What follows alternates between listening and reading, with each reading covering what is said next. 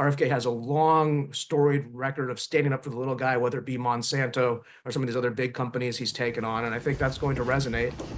Well, most of the health impacts are coming from food.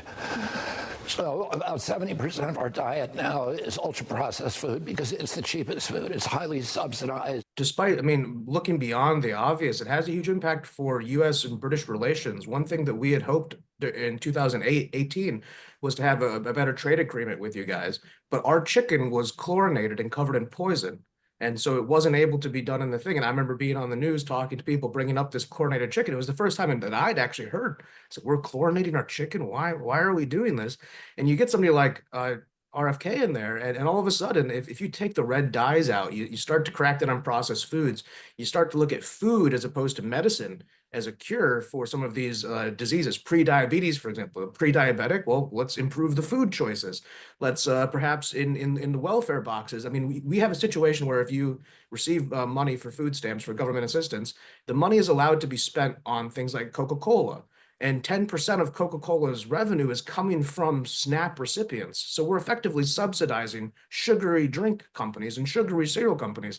And while those things do have a place, nobody's trying to regulate fun to like the nth extent. Also, it used to be that you could go get a burger and fries and a drink in America and not be the most unhealthy person in the world.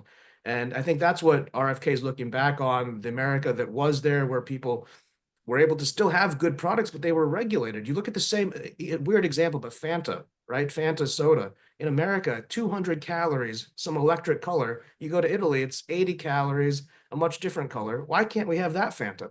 And that's what RFK is kind of in there. It sounds silly until you realize that this is the cost of the entire American medical system is being really hurt by this. So somebody like him coming in there, it's going to be something that's for American health, make America healthy again. But by default, it will make Americans wealthier again because they won't be diverting so many resources towards these unhealthy foods that cause health problems. And also, I think one thing that he can do, because he's a progressive leftist at heart, is inject this into the welfare system.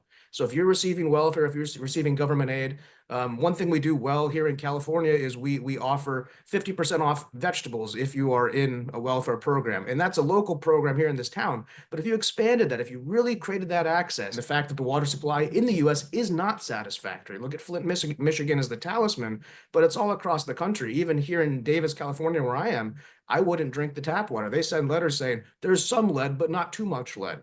I don't trust it. And so we need to get that trust back in our health system, in our public utilities. And I think that's where someone like RFK is going to be a godsend, because he's going to speak to people who Trump couldn't reach.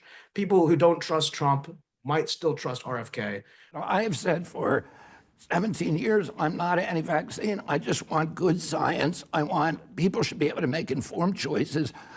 I am against vaccine mandates. So I think the Republican Party, Republicans, I'll speak for Americans, we're pro-science, we're pro-vaccine, measles, mumps, all of these things, flu shots if you can, this and that. The COVID vaccine, taking an experimental mRNA vaccine, some people didn't feel comfortable with that. And that's okay. The number one group of people, two groups of people who didn't want to get the COVID mRNA vaccine were PhD holders and people with no degree. So I think RFK bringing caution back into the unchecked pharmaceutical industry, coupled with the fact that in the 90s, we also allowed pharmaceutical companies to advertise on television, which changed everything in the American scape, including the advertising scape, because we used to have like cute, fun commercials, like the Honey Nut Cheerios bee and all these fun commercials, but all this money came into advertising from big pharma, and all of a sudden the cost per ads went up. So local businesses and smaller businesses couldn't compete in the advertising scenario just because of all the money that came in. And nobody talks about that, but that all combines for a situation where you have an overprescribed